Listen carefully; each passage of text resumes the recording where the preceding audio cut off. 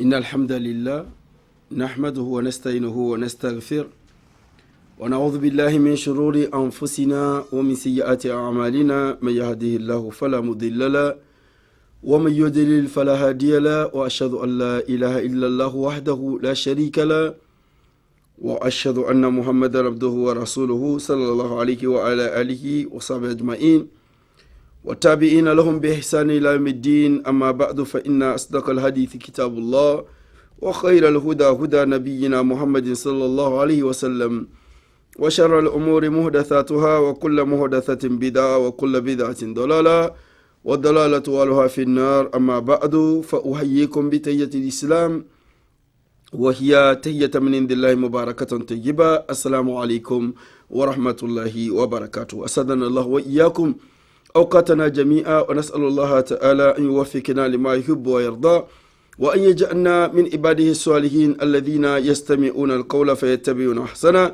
ونسأله تعالى أن يحفظ لنا لبلدنا نجرمنا واستقرارنا ونعمتنا وديننا في وسائر بلاد المسلمين. سلسلة دروس رقم 576 تاريخ يوم الجمعة 13 من شهر جمادى الآخر عام 1444 للهجرة. أفضل الصلوات وأزكى التسليم على صاحبها الموافق بسادس من شهر جانفي عام 2023 لميلادية إن توفق. Louange à Allah le Très-Haut, le Clément, le miséricordieux, le tout miséricordieux, nous le louons, nous cherchons refuge auprès de lui contre les maux de nos âmes et de nos mauvaises actions. Quiconque Allah guide, nul ne peut l'égarer, et quiconque Allah égare, nul ne peut le guider. Je témoigne et atteste qu'il n'y a point de divinité digne d'adoration sauf Allah sans associé, et que Mohammed sallallahu alayhi wa sallam est son serviteur, il est son messager, son envoyé. Que son salut, sa paix, sa bénédiction soient sur lui, sur toute sa famille, ses fidèles compagnons et tous ceux qui ont suivi sa voie jusqu'au jour du jugement dernier. Certes, la meilleure des paroles est le livre d'Allah qui est le Coran, la meilleure des guidées, et la guidée de Mohammed sallallahu alayhi wa sallam. Les mauvaises choses sont les choses nouvellement inventées. Dans la loi et la législation d'Allah, toutes choses nouvellement inventées. Dans la loi et la législation d'Allah n'est qu'une innovation. Toute innovation n'est qu'une perdition. La perdition ne mène qu'en enfer, qu'Allah nous en garde des innovations, de la perdition et de ce qui nous mène en enfer. Amin. Ya Rabbal Alamin. Vous l'avez donc remarqué, c'est l'école du savoir. Le numéro 576 de l'école du savoir. C'est le premier numéro de l'année 2023. Donc nous sommes aujourd'hui 13 Jumada Akhar, c'est le 6e mois du calendrier grégorien. 1444 de l'Hégire équivalent au calendrier grégorien. Le 6 janvier 2023. Mun Allah godiya sannan sai da aminci Allah ya tabbata ga Annabi Muhammad sallallahu alaihi wasallam mu isa da gaisuwa ta addinin musulunci zuwa gare ku take. Assalamu alaikum wa rahmatullahi wa barakatuhu. Allah ya sanya albarka cikin lokutan mu, ya sa kuma mu rayu a bisa ka abin da yakan so kai yarda, ya hada mu a cikin gidan rahama da aljanna. Allah ya gafarta mu waɗanda suka rigaye mu. École du savoir lambar mu na 576. Yau muna 13 ga watan Jumadal Akhir, wata na shidda kenan a cikin kilgon watannin addinin musulunci, shekara 1444 hijira ta manzo Allah sallallahu alaihi wasallam daga Makka zuwa Madina. Zuwa yanzu muna daidai da karanda masu karba albashi suna 6 ga watan janvier shekara 2023. Irin koshwatala sabu su ginda Allah sai mu tabbata na biga Muhammad sallallahu alaihi wasallam irna aran fodar salam tare foyango ka irko subhanahu ta'ala na iryamal irma kerfoda kanga ta assalamu alaikum wa rahmatullahi wa barakatuh. Irko subhanahu ta'ala albarkadan inda ran kursi lokacora mana irma bafunain an dunya bafuna wara gomni da kanda da ganen bo Allah ra irko subhanahu ta'ala ma irmargo aljanna rahunkuna irsi kala école du savoir lamba zangugu da waye cindi iddanta aga sabanda girbi wacin dihin zantano Jumadal Akhir kanga ta handu iddanta giri zambarfo da zangutaki da waitaki kinditaki annabi hijira Makka ko Madina ga kason aga muwafakan da miladiya calendrier grégorien boreke yanda handu bu igini minge banande danga kambeira giro hando kangati janvier azari iddanta non kuna giri zambar hinka da waranka cindi hinza da te daidai annabi Isa yongo ga kason. Donc nous étions sur une thématique, nous allons Inch'Allah ouvrir donc la parenthèse de cette thématique commencée depuis un certain nombre de temps et nous avons eu à boucler une des parenthèses au numéro 575. 575, Inch'Allah, nous allons continuer donc à nous édifier, qu'Allah subhanahu wa ta'ala nous aide encore à parvenir. Vous avez vu le calendrier grégorien, comment il est en train de filer. Donc nous remarquons que nous sommes en train de partir vers la fin des temps. Nous sommes déjà en 2023. C'est avant-hier 2022 avait commencé. Et voilà 2023 déjà avec sa première semaine déjà presque finie. Et nous l'avons toujours dit ici sur ce plateau que l'année qui va venir sera encore plus en vitesse que l'année précédente.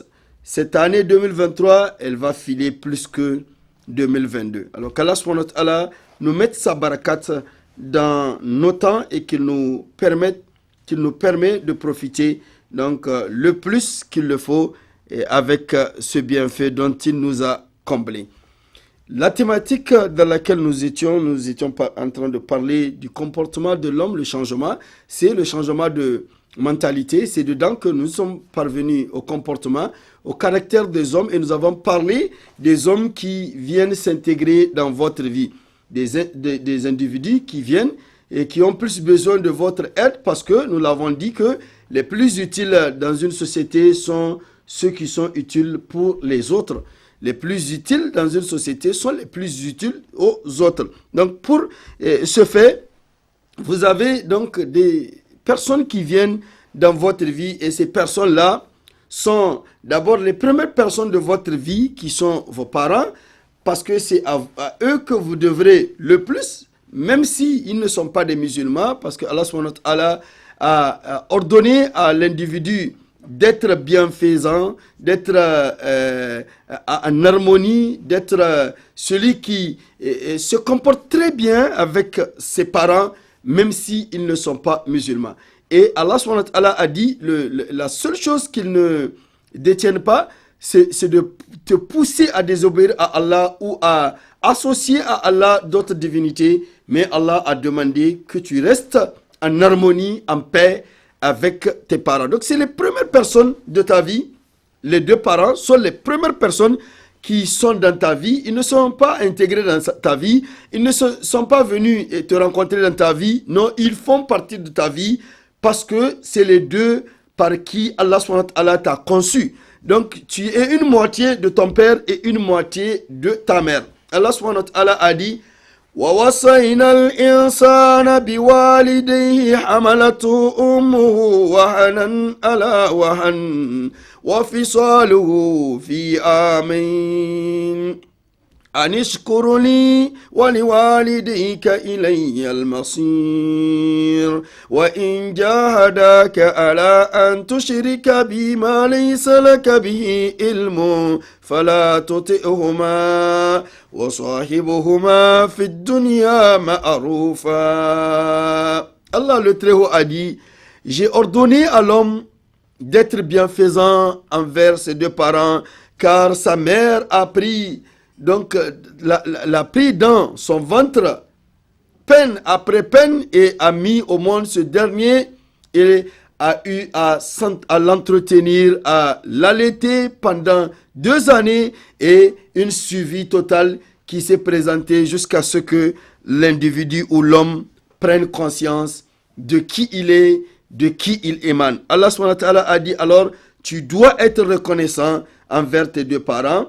Et c'est les premières personnes qui sont dans ta vie, c'est les premières personnes qui font partie de ta vie que tu dois honorer le plus, que tu dois honorer, que tu dois présenter, c'est-à-dire la plus belle forme de comportement de bienfaisance à leur égard. Et c'est pour cela Allah subhanahu wa ta'ala a dit wa sahibuhuma fid dunya ma'rufa. Reste avec ces derniers sur terre avec harmonie et aussi avec bienfaisance. Ne les désobéissez pas, alors, sauf si ils te poussent à aller à désobéir à Allah subhanahu wa ta'ala. Muka ce, dangance da thématique imu da muke magana a ciki, sacewan halaye, changement de comportement muna nan, muna magana a kai, a cikin shi mun kawo halayen tabi'u, kyawawan tabi'u wanda ke da kyawawan tabi'u mun kawo gaban da muka kawo waɗanda mutane za su zo su shiga a cikin rayuwanka, mutane za su zo cikin rayuwanka su shige. waɗannan mutane su ne waɗanda kace rayuwa da su kuma kake amfanin su ma suna amfaninka. Kenan daga ciki akwai waɗanda su suke amfaninka, akwai daga ciki waɗanda kace amfana, amma na ce waɗanda kace amfana sun yi shigowa cikin rayuwarka fiye da waɗanda baka amfana ma. Daga ciki kuma muka ce waɗanda dangantaka ya hada ka da su, mahi yawansu su in suna da kaman ba mutane ne masu sayuwa bisa kanka, sai dai hacci na dangantaka da ke tsakaninku. Za ka ga mahi yawan waɗanda suke zuwa cikin rayuwanka su lako gare ka, 'yan uwa ba su ciki da yawa. Akwai ana iya samun 'yan uwa, amma mafi yawan mutane waɗanda rayuwa ya hada ku. To shi yasa muka ce mutane guda biyu ne mana cikin rayuwanka waɗanda suka yi kusa da kowa a cikin rayuwanka. Don mutane suna kan zauwa su shiga cikin rayuwarka, amma mutum biyu su ne makusanta, su ba sun zo sun shiga cikin rayuwarka ba ne, a'a kai an rayuwarsu, kai ne daga gare su ka hito. Kenan ba mutane ba ne da ka hadu da su a cikin rayuwar duniya, ko ka tashi aka kawai ka hada hulda ko dangantaka da su, a'a mutane ne guda biyu, uwa da uba daga gare su ka hito.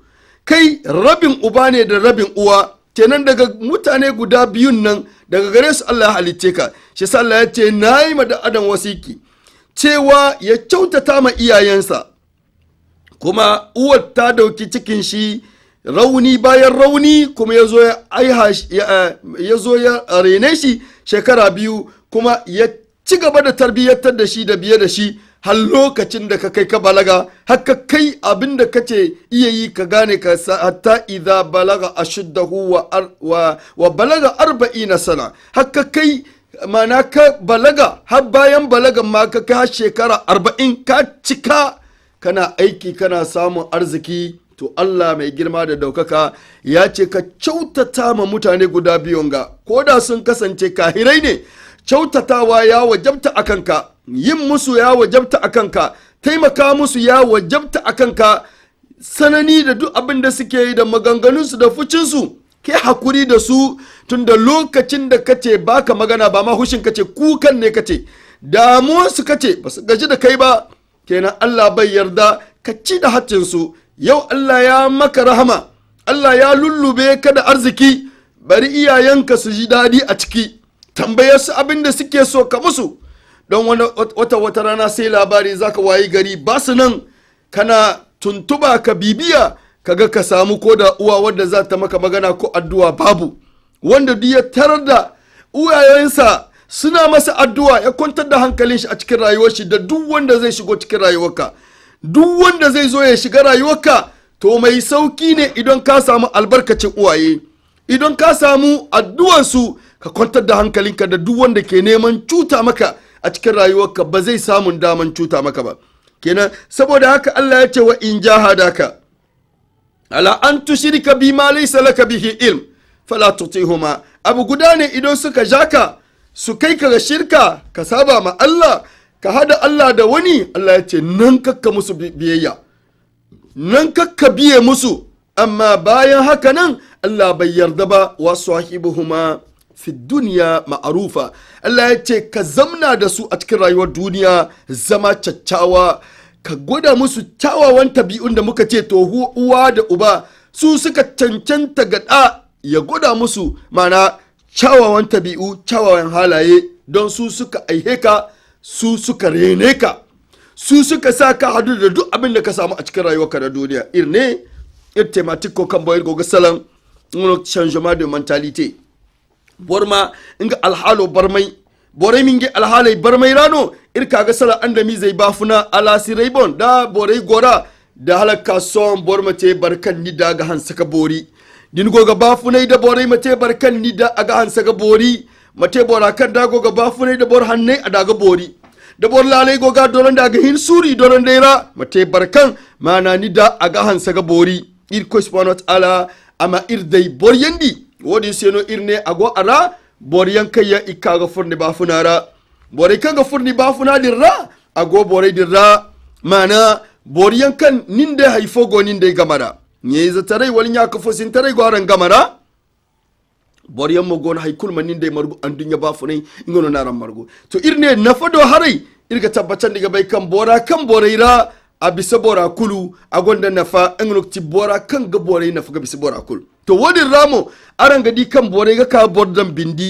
irne wodin ra bor manai bayanga irga ka gagar kan bore manti kunno ga kai borbo amma borbo ba kul kan ga kai borbo an neme kirko gumniga an neme kirko dabu niga ka gar kan borbo ba din kul bore kai yanni an dunya ba funai nanin dai marguno amma boren gole kan an dunya ba funai kul kan nanin dai margu nyai zatare sinin dai gamara borhinka kan ga manu ninga bisa bor kulu kan ga yiwo manti ka ga fundi ba funarano zama borbo bugu tulkuli milinga yanga dingai babaiwo ifuringa ba funara gumo a ninno furi ba funara zama ni woni mantikal ni baba dininya jarno ni baba jarno da ninya jarno katinin yani ni ga borin kawo iseno ni him ka bor yandi ka bis borkol iseno ni hima mana ni man nafa ga bis borkolo zama borin kadin igano ni fatta aseno irko sport alade ingana wasiyati andamiza se inga kar andamiza ga dama boriyan ninga hairahin kase ama goron dai bani an dunyara hala ma ban dai bani irko ne zama ama gulkadi kai naga tabinda mana wahala kan ga hin kafuro nyemo na gunda sambu tabi kan go tabibo ayega kaga hay tabibo ga kaka nanan digiri hinka amana bar ayega kaka di ka tarbiyandi kala kaga beri kala kaga baligi a baligi tara bande bumbo asobai ga koi kala koi ga to jiru wai taci murado te windi te arzakate borin kawo kan gani fatta da irkoite iborin ka kul gono da irkoite afono bukacin di afo maboriyan di se hayo waka irkoi gumniga arzaka waka irkoi gumniga hayo waka irkoi ninino magubiga mananyi madu mananyi manafa ifo se zama nga ino kati bor ginai kayan mana goni ba funara nga yo manti kaga fundi ba funara no nga yo igoni ba funara no zama igano ni fatta hari follor rano irko sponat ala ani masi bondumi se masi gana nga no kati dine ma irko kuta wala dini nda shirkura woni ramane anya suru woni wo irko anaganji irko yo kadna itaka nga no si ba woni irko yo anir ganji woni anya woni manti muradi kan borgate woni mantai kan borgate anya woni ra irko ne masi bonduma se amma gamar ganda wodin irko ne waswahibuhuma fi dunya ma'rufa ba zimano ba ganji naga gana ba kotta koy ne do naga koy irsi borkin de ga me nise ni nya ganirgo ni baba no borowo ni tilas borano inga no ni chaba hay kulkan ni du andinya da berano da famano da addina no kan ni be kan zima sibori zima do koyan sibori ganji gana ya sibori haywo sibori ni baba ga de no fattani ya ga de no fattabi ni hadi ni ga bori in kawo inga ino ni himni ma bori yandi se ga bisa borkol inga ino ni hima ni ma te barkan mana ni bori yandi yango aga bori iga ka bisa borkol kadai irko subhanahu wa ta'ala matka karniga masi igana irko kotera masi igana irko kotera. De nos jours nous remarquons que beaucoup de personnes ne connaissent pas l'importance de ces deux personnes dans leur vie. La maman et le papa ne sont pas n'importe qui. La maman et le papa sont les premières personnes de ta vie. Ils sont les personnes qui ont vu cette vie avant que tu la vives. Ils sont les personnes qui connaissent cette connaissance que tu as connue avant que tu la connaisses. Ils sont les personnes qui t'ont éduqué, qui t'ont inculqué ces vraies valeurs, qui t'ont donné tout ceci. Mais la majorité de nos gens aujourd'hui, au 3e millénaire, pensent que ils sont parvenus à eux-mêmes, ils ont tout détenu, ils peuvent tout avoir. Allahu Akbar. Aujourd'hui, le monde est embelli par l'argent parce que tout ce qui se passe dans ce monde-là est l'effet de l'argent, et l'effet de l'argent. Tous les bienfaits, les constructions, les maisons, les parures, les aliments, ce qu'on mange, où on vit, comment on veut être, est lié automatiquement et simultanément à ce bien-là qui est l'argent. Mais ce que nous tenons à rappeler, que l'argent n'achète pas tout. Quelqu'un peut dire que je peux acheter tout avec l'argent. L'argent n'achète pas tout. L'argent n'achète que les choses que l'argent peut acheter. L'argent n'achète pas la vie.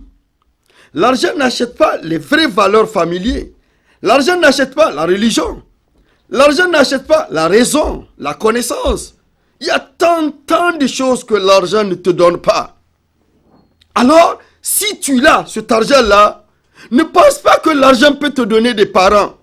Ne pense pas que l'argent peut te procurer une autre maman. Tiens ces vraies valeurs de la maman et du papa avant qu'ils ne te quittent. Avant que tu ne pleures leur mort. Avant que tu dises que s'ils étaient même là. Parce que même ceux qui ne sont pas, au fait, liés à toi par lien parental, les personnes qui sont dans ta vie avec qui tu vis, sache qu'un jour, même s'ils te font du mal, le mal va finir parce qu'ils vont mourir. Et un jour, tu vas même vouloir qu'il soit là, te faire ce mal-là, mais il ne sera plus là pour te le faire. Il y a plus de voir la personne qui est là pour le bien dans ta vie. Parce qu'il ne peut pas avoir une personne dans ta vie qui est meilleure que tes deux parents. Quel que soit leur comportement, je te dis. Quel que soit ce qu'ils sont, ils le sont. Allah a voulu qu'ils soient comme ça. Allah a voulu que tu aies une mère bavardeuse. Allah a voulu que tu aies une mère qui ne connaît rien de l'islam. Allah a voulu que tu aies une mère qui va chez les charlatans. Allah a voulu que tu aies une mère qui se fâche pour rien du tout. Allah a voulu que tu aies une mère qui fait la différence entre vous. Il aime la fille plus que le garçon. Il aime l'enfant de l'autre plus que l'autre. Allah a voulu ça comme ça. Mais n'oublie jamais que c'est ta mère. N'oublie jamais que tu as un devoir à son égard. N'oublie jamais qu'un jour, tu vas mordre les doigts et penser avoir même cette mauvaise maman-là. Sur terre, tu ne vas pas la voir. Alors, sois indulgent et sois bienfaisant à l'égard de tes parents parce qu'un jour, tu ne les auras pas autour de toi. Muka ce akwai daga cikin abin da ya kamata mu lura da shi don yau muna cikin rayuwa ta inna lillahi wa inna ilaihi raji'un inda zaka samu yara suna zaton cewa rayuwar duniyan ga ta saya ne kawai ga rayuwar duniya. Shi yasa idan Allah ya musu dan ni'ima kaɗan mutum biyu wanda za su fara wahala su ne iyayensu, su ne uwa da uba. Alhali ba ka samu a cikin rayuwarka mutum biyu waɗanda suka gina rayuwarka suka zamanto kai fiye da uwa da uba. Ta kaka za ka girma ka kai ka samu ni'ima a ce waɗanga mutane guda biyu suna raye suna tare da kai suna duniyan kuma kana walakatar da su.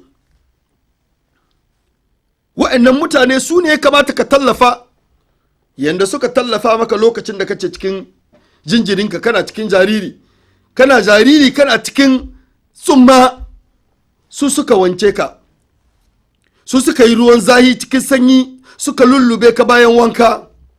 Ce da Allah ba zai yarda ba ka cutar da wa'anga mutane guda biyu. Amma yau muna cikin rayuwar da iya yau sun tashi suna gani su suka san wani abu uwayensu ba su sani ba. Kayan ka san abin da ka sani nan uwarka ta fara sani da ubanka. Kayan ka san addini na ai sun sa addini ko da ba su bin addini ai sun sa addini sun sa ku addini kayan su aihe ka. Allah na bai nihe su ba da shari'a. Kudin su yi ka sanin kudi ba su tara su ba su da su da yawa amma ai da kudi suka rene ka ai. Yau da kudin ne ake saye cefanen nan kayan miyan nan da ake tuwo kana ci gida kayan kai ka samu naka tuwo. Ka manta da wannan abu duka. Arziki ni'ima ce amma yau Allah ya lullubo an su da ni'ima arziki amma hankali su babu. L'argent n'achète pas le bonheur et il ne fait pas aussi le bonheur. Arzikin da kace gani wallahi bayya iya sayan maka alkhairi. Akwai kuma ababe dubbai da arziki baya saye. Arziki yana sayen gida, yana aure, yana yana sayan tuha, yana sayan motoci, yana saye amma arziki bai saye rai. Arziki bai iya sayan hankali, bai iya sayan lahiyar jiki, bai iya saye gashi nan zube abinda bai iya saye. Yanda akwai yana iya saye, to haka ne kuma akwai abinda arziki bai ya iya sayan shi, bai ya iya saye.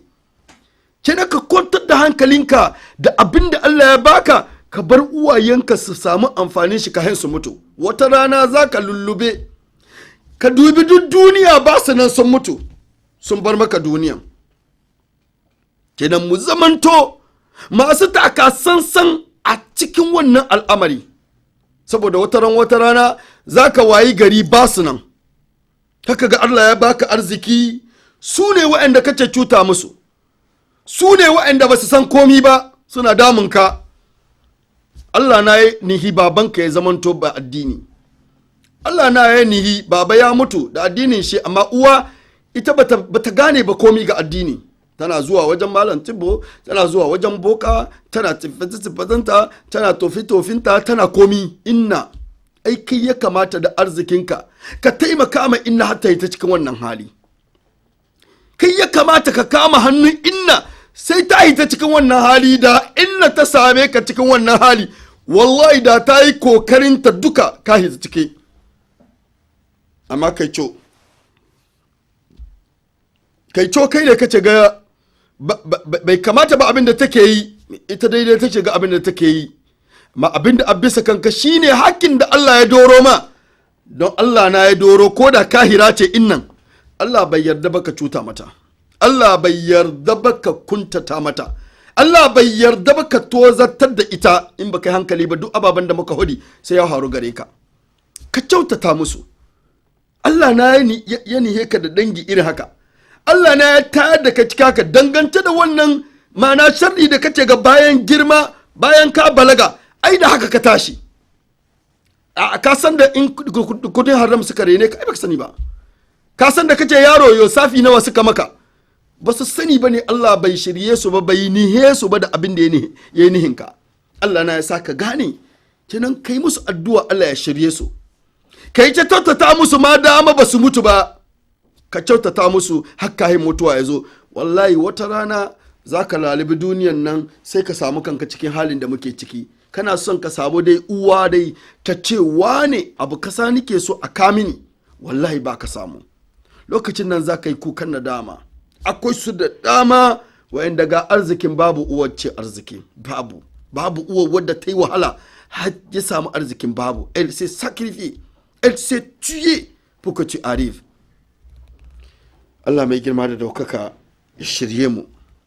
Irko subhanahu wa ta'ala amma irfa mandi ne hunkuna alhalo kan raborai go ga bafunai nan kan borgi mu ga te da hanno ka boryandi borai alasirai ibartarai kotte haywa borai kaki margu a kagagar mo irde borhin ka kan goni bafunara ka senigim ka boryandi ka bisa borkuru ingano katinin yadi ni baba sawa'un ikul gono a fono bukadir ka fona irko yiwo karniga ni boryandi se amma hon kontra za milena rora zanka bobo wana ir jeune wa kantun arzakate 50 30 40 20 100 millions gono bora go dikan inga cina sino.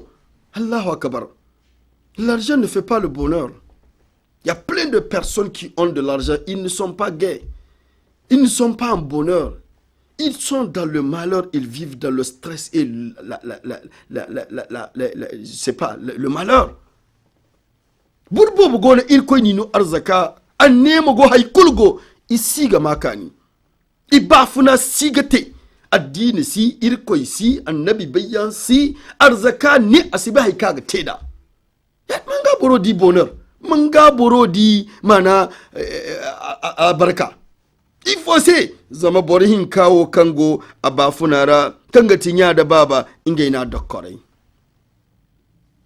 arzaka aga haribo ba dai me wallahi fongo na arzaka sinki dai noruwa kani godi asi fundi dai asi lakkal dai asi bani dai asi dai ingani ya ga kani ga koi hariyan kasi dai arzaka noro asi dai ni se nya asi dai ni se baba asi dai ni se kaini asi dai ni se bere ai abala asi dai ni se ba ize kan bore goni kunna bora tuna gondar zaka gini ko gede ize asidai ize bor man gino gondar zaka kamandu ize an nema no kirko gumniga bor hin kawo kan goni ba funara di igono bor yandi se zama bore din se no ni gim ka bor yandi ka bisa bor kulu irko subhanahu wa ta'ala no da bo ni ma bor yandi se tabbatan diga bai kan dinin nya din baba dokkorei to ba tabbatan diga bai ka wallahi ni ba funara ni sallasi zama irko subhanahu wa ta'ala sai Allah sai da ni ba funara irko mana yin mafam kala faske nous comprenons Allah ya sa mu gani akwai communique da muke so mu bayar da su ina ga kuma minti 5 ya saura daga cikin lokaci na quelques communiqués donc à avancer et je vois qu'il ne reste que 5 minutes pour le temps qui nous est imparti il gonda communiqué en kirga bin matonandi baka minti gude ino cindi ir wallo kucora communiqué no kanga wazai da mana addina ce dirawai da ir wazai kirgote gona irmu duka misa dogonandi boraise muka ce communiqué ne wanda ya danganci da wazuzukan mu da abinda muke yi saboda mutane da suke biye-biye da mu inshallah mu samu juna c'est un communiqué qui réquise nos programmes de prêche, surtout sur les réseaux sociaux et autres, pour vraiment avoir donc une suivi, parce que beaucoup nous interpellent par rapport à cela. Qu'Allah subhanahu wa ta'ala nous guide, qu'Allah subhanahu wa ta'ala accepte pour nous. Fasubhanaka Allahumma wa bihamdik. نشهد أن لا إله إلا أنت نستغفرك ونتوب إليك اللهم لك الحمد كله ولك الشكر كله علانيته وسره فحق أنت أن تعبد وحق أنت أن تحمد وأنت على كل شيء قدير اللهم صل على محمد وعلى آل محمد كما صليت على إبراهيم وعلى إبراهيم إنك حميد مجيد اللهم بارك على محمد وعلى آل محمد كما باركت على إبراهيم وعلى آل إبراهيم إنك حميد مجيد اللهم يسر لنا أمورنا واغفر للمؤمنين والمؤمنات والمسلمين والمسلمات الأحياء منهم والأموات إنك سميع قريب مجيب الدعوات اللهم اغفر للوالدين وارحمهما كما ربيانا صغيرا حسبنا الله وكفى سمع الله لمن دعا حسبنا الله ونعم الوكيل فنعم المولى ونعم النصير ربنا آتنا في الدنيا حسنة وفي الآخرة حسنة وقنا عذاب النار وصلى اللهم وبارك على حبيب المصطفى الكريم وآله وصحبه أجمعين سبحان ربك ربنا رب العزة عما يصفون وسلام على المرسلين وآخر دعوانا أن الحمد لله رب العالمين. Donc notre premier communiqué va être par rapport à ce numéro que vous voyez s'afficher sur notre petit écran, qui est le 91 114 114 16. Depuis un certain nombre de temps, nous ne sommes pas en train de communiquer. Pourquoi nous avons affiché ce numéro? Donc il y a un groupe de médecine prophétique qui a été ouvert sur ce numéro. Et tous ceux qui veulent donc intégrer le groupe ou réitérer leur message, parce que beaucoup ont fait des messages, n'ont pas retrouvé de notification et n'ont pas été intégrés donc dans le groupe. Nous nous excusons vraiment, nous leur demandons de réitérer donc le message pour qu'ils soient intégrés dans le groupe. C'est juste la médecine prophétique, parce que nous sommes dans l'ère à laquelle beaucoup de personnes sont malades. Ils ont les maladies ordinaires, ils ont les maladies aussi qui sont inordinaires.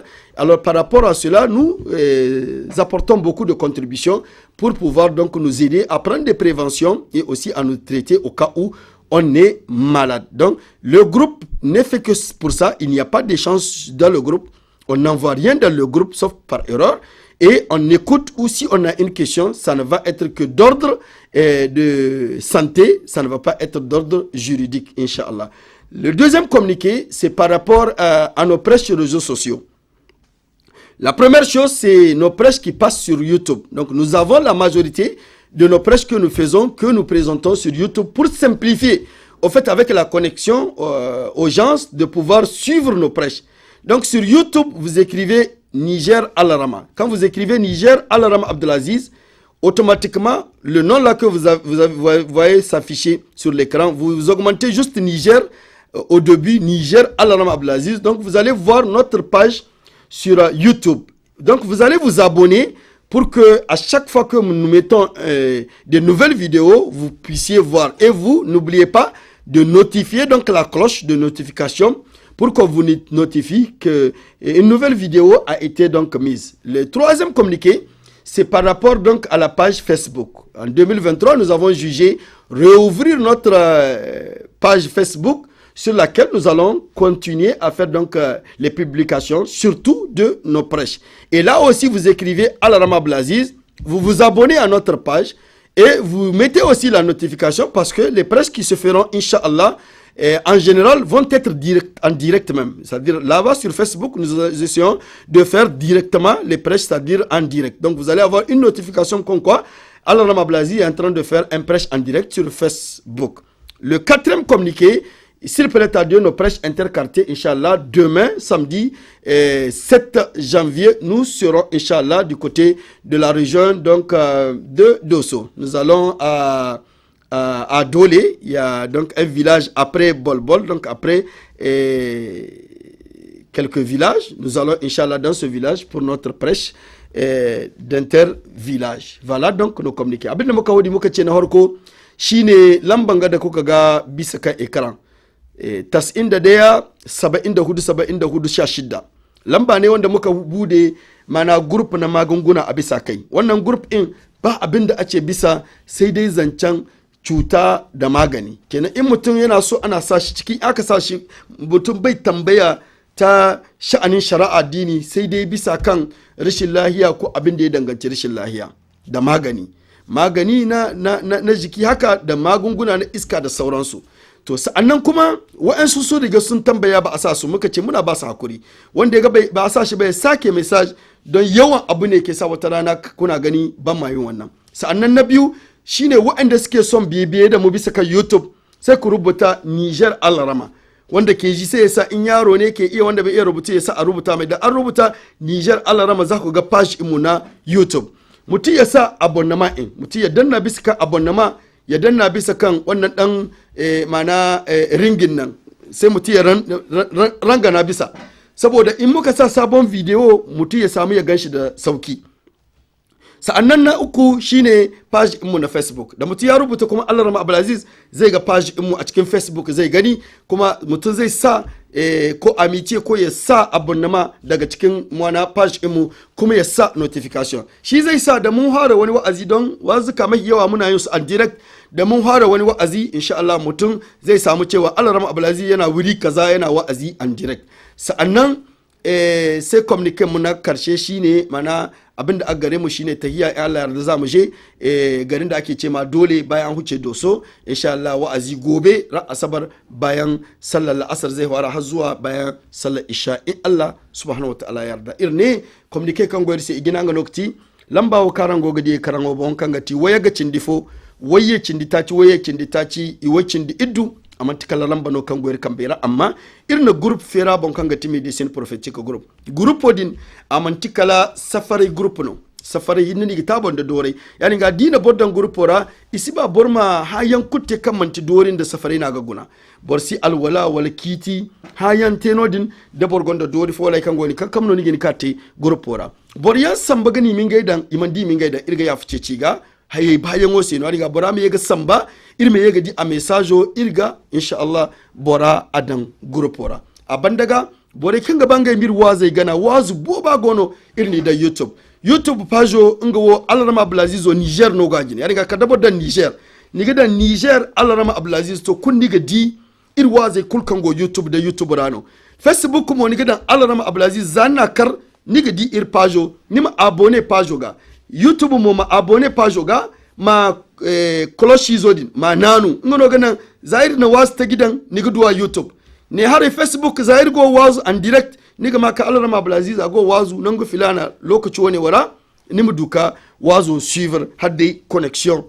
gono woni inga ino kati mana e kayya irma tonani boredo kadai wazu kan go irse dir ko ne chaba suba sibto zari iyanta nodin dole da borbi sido so inshallah nodin ko ka wazo te irko subhanahu wa ta'ala ama inda rakolo malgo gomnora ina addu'a dan irko subhanahu wa ta'ala mal barka da lokaci assalamu alaikum wa rahmatullahi wa barakatuh.